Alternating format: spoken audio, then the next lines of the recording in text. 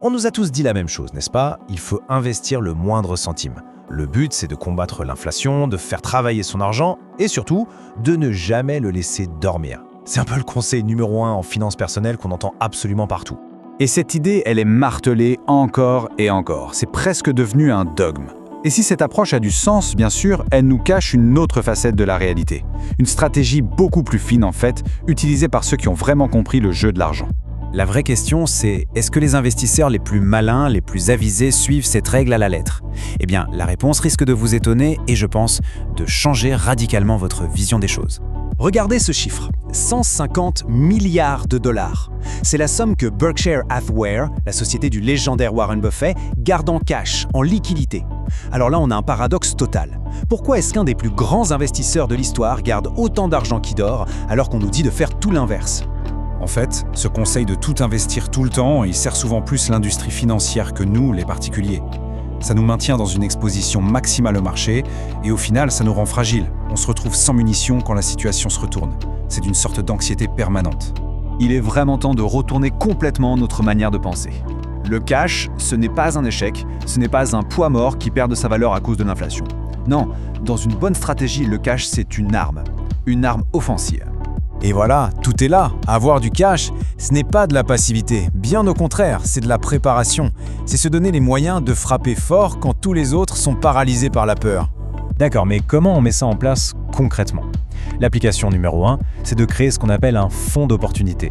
Et attention, ce n'est absolument pas la même chose qu'un fonds d'urgence. L'état d'esprit derrière est radicalement différent. La différence, elle est vraiment psychologique. Le fonds d'urgence, il est là pour la défense, pour survivre au coup dur, une sorte de bouclier. Le fonds d'opportunité, lui, il est là pour l'attaque, pour la conquête. Il n'attend qu'une seule chose, une occasion en or pour être déployée. On a tous en tête mars 2020, non? La panique mondiale sur les marchés. Eh bien, pendant que tout le monde vendait dans la peur, ceux qui avaient préparé leur fonds d'opportunité n'ont pas subi la crise. Ils en ont profité. Ils ont pu acheter des actifs de qualité exceptionnelle à des prix de solde. Ça, ce n'était pas de la chance, c'était de la préparation. Mais ce fonds d'opportunité, il ne sert pas qu'à ça. La liquidité, ça offre deux autres avantages qui sont juste énormes. Un pouvoir de négociation incroyable et une protection indispensable contre le pire scénario possible. Avoir du cash, c'est avoir le pouvoir. C'est aussi simple que ça. Dans n'importe quel négo, la personne qui arrive avec de l'argent frais n'est pas juste un acheteur potentiel, elle est la solution.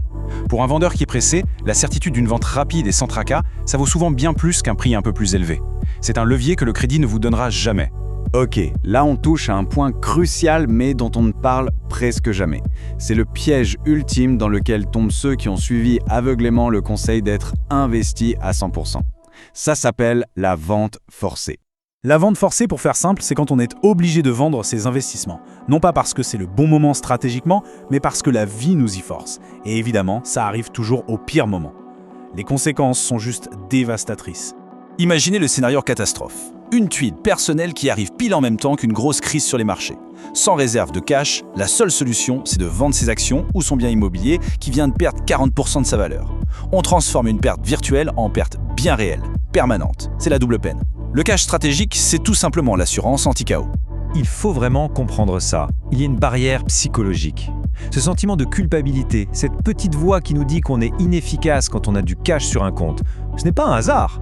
Ça a été littéralement installé dans nos têtes par une industrie qui gagne de l'argent quand on achète et quand on vend, pas quand on attend patiemment.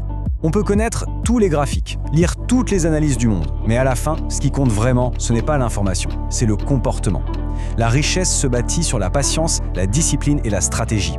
Et c'est justement la préparation qui rend ce comportement possible. Bon, alors comment on passe de la théorie à la pratique? C'est simple. Voici un plan d'action en 4 étapes, très clair pour commencer à construire cette position de cash stratégique dès aujourd'hui. Ces étapes sont volontairement simples. La clé, c'est de bien séparer cet argent, physiquement sur un autre compte, mais aussi mentalement. Le nom que vous lui donnez est super important, ça renforce son but, et surtout, il faut intégrer que le vrai rendement de ce compte ne se mesure pas en pourcentage d'intérêt. Son vrai rendement, c'est l'optionnalité, la capacité d'agir quand personne d'autre ne le peut. Finalement, le secret des plus riches n'est pas si secret que ça. Ce n'est pas un algorithme magique, ni un accès à des infos que personne n'a. C'est un état d'esprit, une relation apaisée avec l'argent, un plan solide et surtout les moyens liquides de s'y tenir quoi qu'il se passe. Patience, préparation, liquidité. Et c'est ça le vrai changement de mentalité. Quand on est bien préparé, la volatilité des marchés n'est plus une source de stress, ça devient une source d'opportunité. Une crise n'est plus une catastrophe, c'est une période de solde. Parce que, soyons clairs, il y aura d'autres crises. C'est une certitude mathématique. La seule question, c'est est-ce qu'on va la subir de plein fouet ou est-ce qu'on sera prêt à en profiter? Avoir une stratégie de cash, c'est tout simplement choisir d'être prêt.